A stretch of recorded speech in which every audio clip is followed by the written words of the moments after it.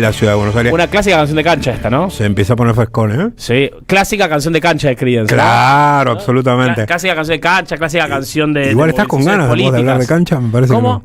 No, ¿por qué? No, ¿por y qué? ayer fue. No, bueno, o sea, se gana, se pierde. Se gana, se pierde. Por suerte, River compite en múltiples torneos, nacionales e internacionales. Sigue jugando, digamos, ¿no? Pero bueno, nada, fue un buen partido de Platense. La verdad que River Lo jugó muy bien Platense. Jugó muy bien Platense a un River que venía desde uno podría decir, desde que Mastantuono floreció, Gallardo encontró el equipo, venía siendo arrollador. Y bueno, y tarde o temprano también los equipos arrolladores encuentran quién les haga pelea y quién les pone venía jugando 2 partidos por semana a saldo de un partido cada 3-4 días. Sí, me imagino que los bosteros respiraron un poquito ayer. Después de semanas de crisis absoluta y total, revivieron un poco ante la televisión. Les mando un saludo a los hinchas de Boca, los queremos mucho.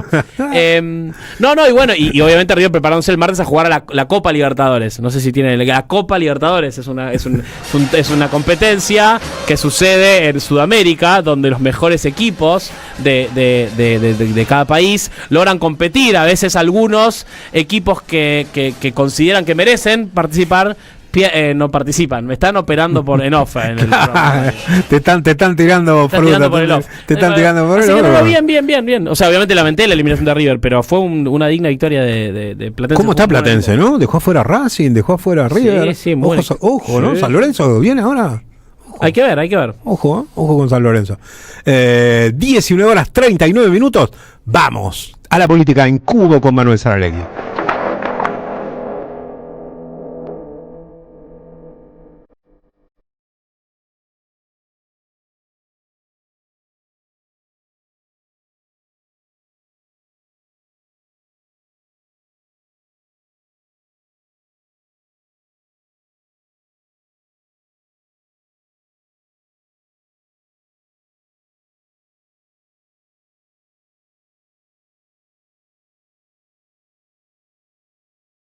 Bueno, a ver. El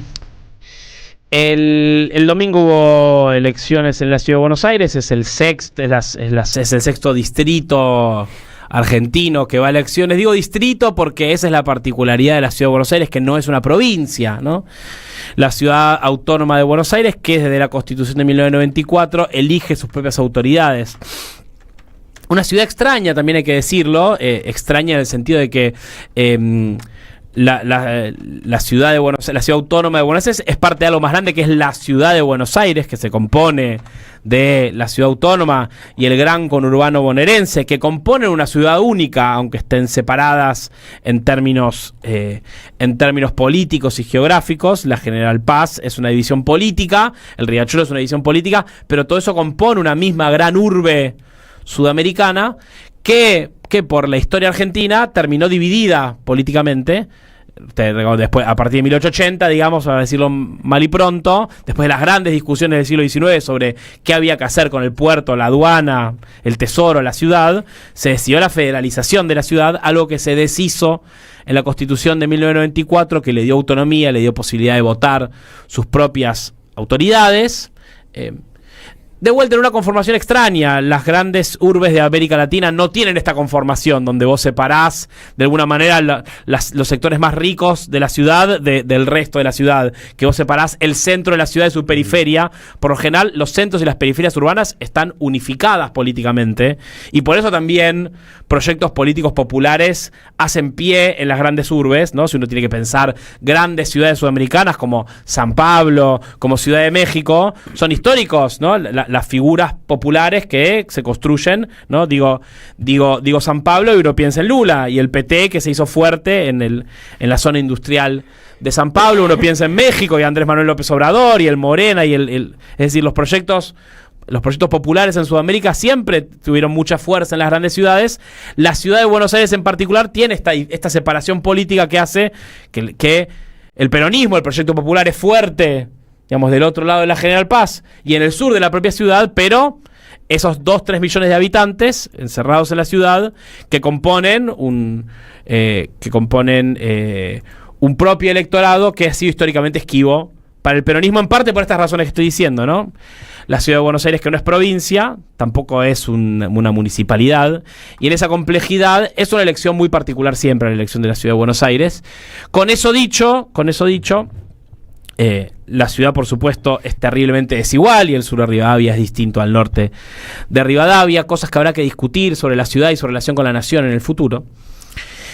La ciudad de Buenos Aires, ustedes saben, desdobló sus elecciones, al igual que muchos otros distritos, por decisión de Jorge Macri, intendente de la ciudad, decidió desempatar las elecciones legislativas a la legislatura porteña de las elecciones a diputados y senadores nacionales que elige la ciudad, algo que en los últimos 20 años no había sucedido.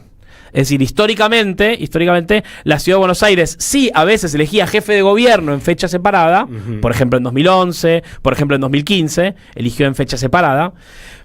En 2019 y 2023 eligió el mismo día, ¿no? La elección nacional que la elección de la ciudad. Pero fue una elección atípica en este sentido. Es la primera vez, por lo menos en 20 años, que los porteños y las porteñas van a votar a candidatos y candidatas para la legislatura porteña, lo que si uno habla con personas por ahí de más grandes, ¿no? Jubilados y jubiladas, que hablan del Consejo Deliberante, que era el viejo Consejo Deliberante de la ciudad antes de la Constituyente del 94 y la Constituyente de la ciudad del 96. Por eso es una institución poco conocida para el electorado porteño, para la ciudadanía porteña. La legislatura porteña por lo general va a elegir, ¿no?, las comunas y la legislatura o con el jefe de gobierno, o las va a elegir cuando elige diputados, senadores nacionales. El gobierno de la ciudad de Buenos Aires, Jorge Macri, Mauricio Macri, imaginaron una estrategia electoral que era primero tratar de hacerse fuertes en la elección local de la ciudad de Buenos Aires, pensando en su disputa con Javier Milei, ¿no? Eso que nosotros llamamos en esta columna la interna del antiperonismo, que se está dirimiendo, que el domingo tuvo una victoria Javier Milei sobre Mauricio Macri, la interna del antiperonismo, iremos a eso después. Pero en esa discusión decidieron adelantar las elecciones buscando priorizar que el PRO, que gobernaba la ciudad hace 18 y 19 años, pudiera plebiscitar su gestión y discutir lo menos posible las políticas nacionales, en las cuales tiene altísimos grados de coincidencia, si no coincidencia total, diría uno, con Javier Milei. Quizás solo discuten un poco cuán presa la quieren a Cristina, si un poco más o un poquito menos, aunque los dos la buscan meter presa, y de qué manera le pones el cajón al kirchnerismo, el clavo. Pero bueno, en esa decisión se busca desdoblar las elecciones, discutir la política local, ¿no? Y por supuesto el peronismo imaginó una campaña pensando en debatir la política local, ¿no? Una campaña fundada en discutir algo que es correcto, que era que hay un modelo de ciudad que estaba agotado, que había una continuidad entre Macri, Larreta y Jorge Macri, aunque uno hoy vea la degradación de ese modelo, ¿no? La búsqueda de la campaña de lo que se llamó Es Ahora Buenos Aires, una lista local que buscaba ampliar los márgenes de Unión por la Patria para construir un frente local, que trataba de poner el foco en, ¿qué es lo que falla en la Ciudad de Buenos Aires? ¿Falla el Estado? ¿O lo que falla son los negocios privados y la lógica infinita de las privatizaciones y las concesiones y las hiperprivatizaciones y las hiperconcesiones que han corroído la vida en común en la Ciudad de Buenos Aires? Y por tanto parece que lo que falla en la Ciudad de Buenos Aires no es tanto el Estado sino el mercado. Una idea inteligente para encarar, incluso en términos de batalla cultural, incluso con Javier Milei, ¿no? Discutir, ¿no?, qué es lo que funciona bien y lo que funciona mal, ¿no? Y ir a mirar la lógica de las empresas contratistas de la Ciudad de Buenos Aires, el contrato de la basura, y también discusiones como dónde están las líneas de subte que faltan, el transporte, discusiones locales que hacen a la vida de los porteños y las porteñas, y que le ha costado al peronismo históricamente lograr construir una discusión con el electorado porteño alrededor de esos temas, porque finalmente termina pasando por esta complejidad de la Ciudad de Buenos Aires, que las discusiones siempre tienden a lo nacional, ¿no? Algo que no sucede en otras provincias argentinas, donde hay una discusión local y una discusión nacional, y vos ves que los debates preelectorales tienden a hablar de cuestiones provinciales, y que después, incluso los resultados electorales son divergentes a los nacionales. Es harto conocido, lo hemos hablado un montón de veces, que en el 2023 hubo muchísimos desdoblamientos electorales, hubo grandes triunfos de proyectos provincialistas. Javier Milei y La Libertad Avanza hizo pésimas elecciones a nivel provincial y municipal, y sin embargo arrasó en gran cantidad de provincias argentinas en las elecciones nacionales. Sin embargo, en la Ciudad de Buenos Aires, esa búsqueda de tratar de discutir temas porteños, hay un trabajo sostenido en los últimos 10 años por lo menos del peronismo, de tratar de construir una agenda política, una agenda participativa, una agenda de trabajar sobre los conflictos locales. Al momento electoral, bueno, este año se encontró con la hipernacionalización de la campaña, donde en gran parte lo que se dirimió en la elección porteña fue una interna a cielo abierto del antiperonismo. Y había que mirar los grandes canales de televisión, había que mirar por lo menos TN y La Nación Más, para ver incluso la confusión del antiperonismo. En el mismo programa, en el mismo canal, dos periodistas con líneas divergentes, con dificultad para comprender esta disputa entre Macri y Milei, entre el antiperonismo de la década anterior y el antiperonismo de esta década y cómo discutían. Y para el electorado porteño antiperonista, que es una porción importante del electorado porteño, probablemente la mitad o un poco más, pero seguramente algo parecido a la mitad del electorado porteño, marcas que ha sacado el macrismo en la ciudad en los últimos 10 años, para ese electorado había muchas opciones arriba de la mesa. Y era confuso las diferencias entre, ¿no? Adorni y Marra, Larreta y Jorge Macri, ¿no? Los Penato y Lula Levi, los radicales y la coalición cívica, todas esas pequeñas fragmentos. Paulo Oliveto, las fracciones del antiperonismo. Bueno, era una discusión a cielo abierto de todas las pequeñas fracciones, donde en efecto hubo una fracción triunfante, digamos, ¿no? Entonces, el intento de localizar la elección y de discutir temas locales, bueno, fue paulatinamente corrido de la cancha por la nacionalización de la elección local, la presencia muy fuerte de Javier Milei en la campaña. Cerró la campaña en la ciudad de Buenos Aires con todo su gabinete, ¿no? Yendo a una confrontación que parecía muy a fondo con Mauricio Macri, aunque uno puede decir que tenga los mismos jefes o tenga el mismo programa, en esa confrontación por el poder político fue muy a fondo. Y bueno, y el peronismo rápidamente también recalculó y trabajó, la agenda nacional se trabajó mucho la idea de el abandono y la crueldad como las dos grandes ejes de campaña para discutir el macrismo y la Libertad Avanza. Creo que tenemos la primera placa de resultados para chusmear un poco, ¿no?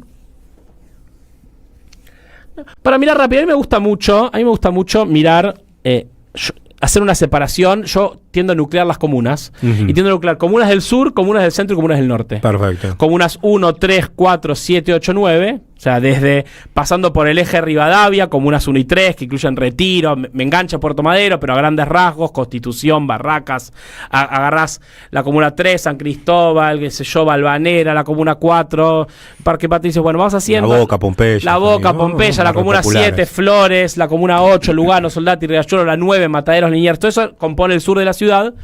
Después el centro de la ciudad, que serían Almagro, Boedo, Caballito, Villa Mitre, bueno, el de Devoto, comunas 5, 6, 10, 11 y 15, Chacarita,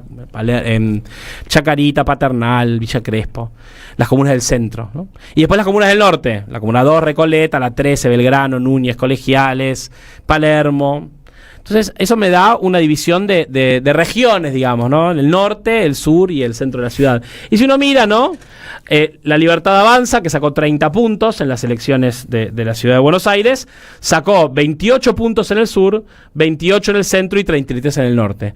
Homogéneo uno podría decir, una diferencia de 28 a 33, 5 puntos entre lo que saca en el sur de la ciudad y en el norte de la ciudad, pero donde más votos saca la Libertad Avanza es en el norte de la ciudad, sin duda alguna. Unión por la Patria, que hace su mejor elección en el sur, con 30 puntos, ¿no? Una elección también muy buena en el centro, con 29,5, ¿no? Y una elección bastante por abajo, con 20 puntos en el norte de la ciudad de Buenos Aires. Lo que suele ocurrir, ¿no? Que el peronismo es fuerte en el sur, está cada vez más fuerte en el centro de la ciudad. El norte, a pesar de que ha crecido 5 o 6 puntos, le sigue siendo... Le cuesta, son barrios. Recoleta, Barrio Norte, Palermo, es eso. Correcto, en el norte de la ciudad. El PRO que saca 13 puntos en el sur, 15 en el centro y 20 en el norte, un total de 15 en 22. Larreta, que es una elección muy homogénea en la ciudad, 8 puntos en el sur, en el centro y en el norte. El FIT, que hace una elección buena en el sur, mejor en el centro que en el sur y un poco más baja en el norte. Y la participación electoral, que también la pusimos ahí, que también fueron las grandes discusiones de la jornada del domingo, ¿no? La participación electoral, que fue de 47 puntos en el sur de la ciudad, de 58 en el centro y de 56 en el norte de la ciudad. Es decir, la participación electoral es muy distinta entre el sur, el centro y el norte. ¿No? Después puse unas comparaciones para pensar un poco qué pasó con la Libertad Avanza, qué pasó con el peronismo y qué pasó con la participación. Comparando, como yo decía, la elección esta es tan distinta de las anteriores, es la única vez que tuvimos una elección a legisladores sin paso en los últimos 10, 15 años. Y solo legisladores. Es difícil comparar. Pasamos a la próxima placa. Pero bueno, dije, ¿con qué comparo? Para pensar cómo le fue a Milei, cómo nos fue a nosotros. Bueno, Milei, dije, tratemos de buscar la mejor marca de Milei, ¿no? En la ciudad de Buenos Aires, sacando el balotaje. Fueron las elecciones generales del 2023. Elección presidencial de 2023, Milei 2023 saca 19 puntos, casi 20. 22 en el sur, 18 en el centro, 17 en el norte. Fíjate, Milei le iba mejor en el sur de la ciudad que en el centro del norte. Su mejor marca era en el sur, ¿no? En el sur. Algo que se discutió mucho, ¿no? en las semanas, meses después de las elecciones de 2023, que Milei había logrado algún grado de apoyo en los sectores populares. Exacto. ¿No? Y después, comparando con Adorni en 2025, o sea, esta elección de recién, vamos a ver que sube 6 puntos en el sur, pero sube 9 en el centro y 16 en el norte. Y se invierte ahora. Javier Milei está empezando a parecerse cada vez más en la Ciudad de Buenos Aires a una fuerza política antiperonista que cada vez suma más votos en el norte de la ciudad y empieza a encontrar un techo en el sur de la ciudad, que por supuesto ahí también le saca, ya no le saca votos al peronismo, sino que le saca votos al antiperonismo, que también existe en el sur de la ciudad, votantes de Macri, etcétera, de Larreta, históricos, ¿no? Pero que empieza a encontrar su techo en el sur de la ciudad, pero en el norte empieza a crecer y a robarle votos mano a mano al PRO. Entonces, pasemos al siguiente cuadro, que es la Ciudad de Buenos Aires. Leandro Santoro, mismo candidato, ¿no? Leandro Santoro fue candidato en 2021 a diputado nacional en las elecciones generales, ¿no? Y sacó, vamos a ver, 25 puntos. Esto es 2021, saliendo de la pandemia. Gobierno de Alberto Fernández, candidato Leandro Santoro a diputado nacional por la Ciudad de Buenos Aires, saca en total 25 puntos, 30 en el sur, 26 en el centro, 17 en el norte. Comparado con la elección de este domingo, Santoro saca más o menos la misma cantidad de votos en el sur que en el 2000, por lo menos en porcentaje. En porcentaje, no la misma cantidad de votos, pero el mismo porcentaje que en el sur de la ciudad, casi como si no se lograra crecer en el sur, del 21 para acá. Suma 3 puntos en el centro y suma 3 puntos en el norte. Hace una mejor elección que esa de 2021, saca 27 puntos comparando legislativa contra legislativa. Y después lo último, que es la participación electoral, que comparé las 3 elecciones a legislatura porteña, o sea, la elección legislativa del 21, la del 23 y la del 25, y ahí sí se ve una baja importante en la participación electoral, que era de 60 puntos en el sur, 70 y 68 en el 21, que era 66 en total. En el 23 es de 67 y en este salto tenemos la caída de 55 puntos de participación electoral. En el sur de la ciudad, abajo de los 50 puntos la participación electoral. Hubo una caída muy importante de la participación en la Ciudad de Buenos Aires y en el conjunto del país después de la pandemia.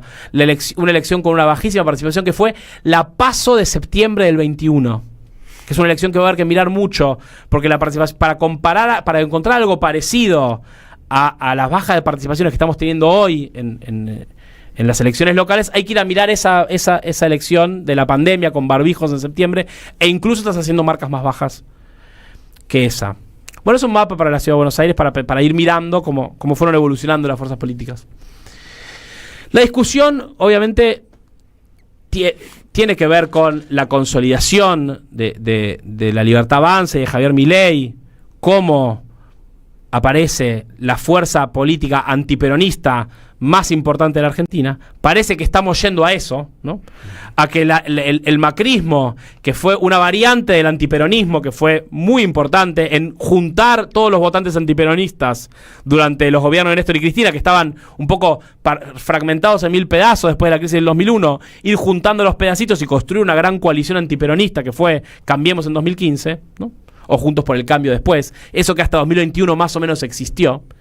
Esta nueva fuerza que está empezando a invitar a los antiperonistas, vengan acá que es el único lugar posible y voy a destruir a las otras variantes del antiperonismo, y la migración de votos, sobre todo en el norte de la ciudad, hacia Manuel Adorni y hacia La Libertad Avanza, donde digamos, Adorni gana en el norte de la ciudad, el PRO deja de ganar en la ciudad, empieza a ganar La Libertad Avanza, muestra que el electorado antiperonista acompaña, a pesar de que no acompaña todo y todavía retienen los Penato, el PRO, los radicales, algún tipo de representación.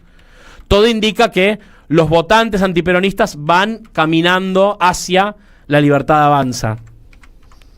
Y entonces, eso también abre una discusión hacia dónde vamos. Si los votantes del antiperonismo parecen estar encontrando en Milei, a pesar de que por ahí tengan diferencias, por ahí ese pasaje de votos cuesta, porque la variante anterior del antiperonismo por ahí le gustaba más, ese antiperonismo más cheto, ¿no? Más empresario, más garca de Macri, frente a esta variante como más violenta, ¿no? Más exagerada, más agresiva de La Libertad Avanza. Parece que el antiperonismo puede mutar hacia esa versión. Algo que enseña la historia argentina, digamos, ¿no? Que el antiperonismo está dispuesto a ir a lugares muy oscuros con tal de que alguien le prometa que va a destruir al peronismo. No tiene límite. Con tal de que te prometan que vas a destruir al peronismo, hay una parte importante del electorado antiperonista que está dispuesto a ir a cualquier lado. Y sobre todo, el gran empresario argentino, los dueños de la Argentina, que también han sido históricamente vehículo del antiperonismo y han ido atrás del antiperonismo, también están dispuestos a ir a cualquier lugar con tal de que alguien les prometa que se va a terminar el peronismo. Tuvimos la Cámara de Comercio americana estos días, donde el principal pedido de los empresarios norteamericanos en Argentina es que proscriban a Cristina. Parece que ese es el gran dato que hace a la seguridad jurídica en la Argentina, es la proscripción de la Y esos son los lugares legales a los que están dispuestos a ir, porque también están dispuestos a ir a lugares ilegales. Total. Y hay que ver el financiamiento de la familia Caputo en el intento de asesinato de Cristina, ¿no? Para terminar con un último tema, con la baja participación y el instrumento electoral y hacia dónde vamos. La sociedad defiende lo que es útil. Y si hay una baja persistente en la participación, ya lo dijo Cristina, ya lo viene sosteniendo desde 2018, algo que podemos llamar la insatisfacción democrática, ¿no? Si los poderes del Estado están en crisis, si se tiene poco claro para qué sirve el poder ejecutivo, para qué sirve el poder legislativo, para qué sirve el poder judicial, si los poderes del Estado se encuentran en crisis, es lógica la desafección de la sociedad con la política. Hoy en la Cámara de Diputados se intentó hacer un aumento de las jubilaciones, reabrir la moratoria, y no se logró. Pero creo yo, y entiendo que tenemos que ir cerrando, porque se nos termina el programa. Se nos termina el programa. El desafío para el peronismo, y el desafío programático, me parece, para el peronismo, para movilizar a su electorado a votar, obviamente tiene que ver con los grandes liderazgos, con las grandes identidades, con los proyectos de país, pero también va a tener que ver con la capacidad del peronismo para mostrar su utilidad para mejorar la vida de la gente. Este año se eligen diputados y senadores nacionales, y va a ser el desafío de las fuerzas políticas populares de demostrar la importancia de que cambien las composiciones del Congreso, de que se puedan poner arriba de la mesa propuestas y caminos de mejoras concretas y reales en la vida del pueblo argentino y un rumbo más o menos claro, si vamos a buscar que los votantes que alguna vez nos acompañaron empiecen a hacer el camino de ir a votar el día de las elecciones. Y así cerramos la vuelta completa de hoy con Política del Cubo y Manuel Saralegui. Gracias Carlos Di Mare, gracias Pablo Casasola, gracias Manu por esta compañía en el día de hoy, Diego Mayo. Nosotros nos reencontramos mañana a partir de las 18 horas para dar otra vez la vuelta completa. Chao. Si lo que sueño concluye en algo. Somos radio, pero somos más que radio. Entra a am530somosradio.com y encontrá un menú diferente a lo que da vueltas en la red. Noticias, información exclusiva, análisis y